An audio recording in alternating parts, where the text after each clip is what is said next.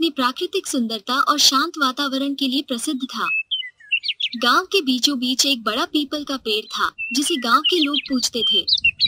इसी पेड़ के पास एक पुरानी मूढ़िया थी, जहां गांव के बुजुर्ग इकट्ठा होकर अपनी पुरानी यादों को ताज़ा करते थे।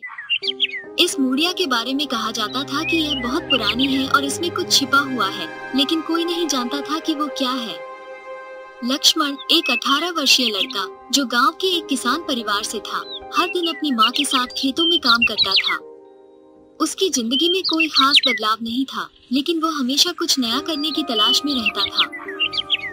माँ, हम कब तक दूसरे के खेतों में यूं ही काम करते रहेंगे? इसे खेतों में काम करने से हमारे जीवन पर कोई बड़ा बदलाव भी नहीं होता। बेटा, तो हम क्या करें? हमारे पास अपने पेट भरने के कोई दूसरा रास्ता भी तो नहीं है।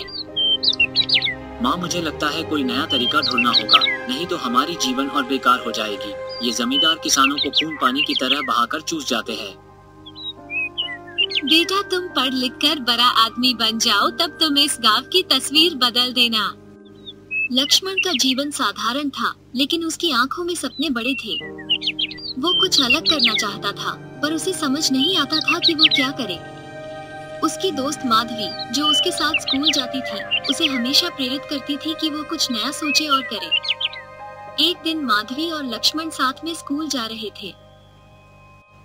अरे लक्ष्मण, आज तुम्हारा मुंह क्यों उतरा हुआ है? कुछ नहीं, चलो स्कूल चलते हैं। मैं तुम्हारी बचपन की दोस्त हूँ, मुझसे कुछ नहीं छुपा। चल अब जल्दी बता कि आखिर बात क्या है। मैं सोच रहा था कि आखिर क्या करे जिससे हमारी गांव की तस्वीर ही बदल जाए।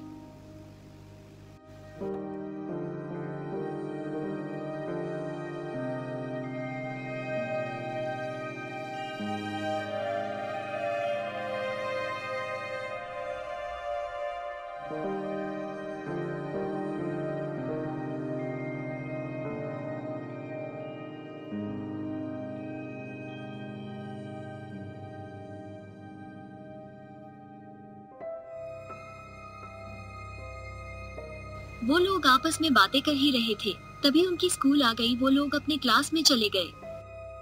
एक दिन लक्ष्मण और माधवी मूढ़िया के पास बैठे हुए थे। लक्ष्मण ने अचानक कहा, माधवी, इस मूढ़िया के बारे में गांव में कई कहानियां सुनने को मिलती हैं। क्या तुम्हें लगता है कि यहाँ कुछ छिपा हुआ है? लक्ष्मण, कुछ चीजें ऐसी होती हैं जिन्हें हमें खुद ही ढूंढना पड़ता है। अगर तुम सच में जानना चाहते हो तो हमें खुद इस मूढ़िया का रहस्य समझना होगा।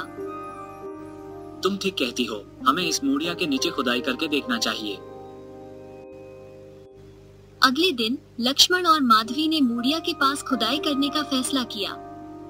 उन्होंने गांव के एक बुजुर्ग रघु काका से मदद मांगी, जो गांव के पुराने रहस्यों के बारे में बहुत कुछ जानते थे। रघु काका ने उन्हें एक पुराना नक्शा दिखाया, जो उन्होंने अपने दादा से पाया था।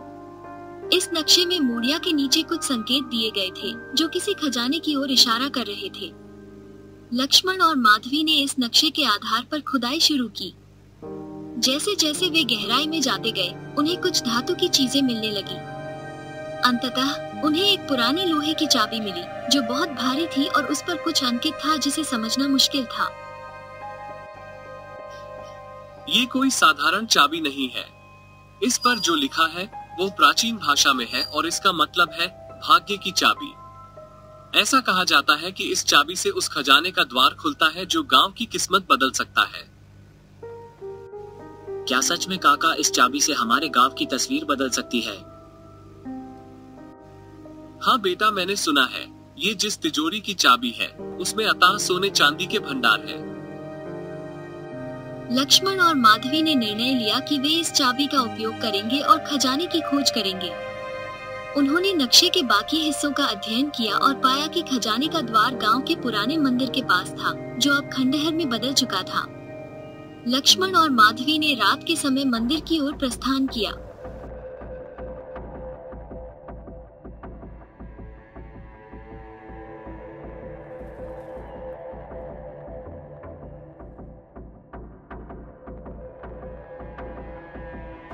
उन्होंने चुपके से मंदिर के पुराने दरवाजे को खोला और भीतर प्रवेश किया।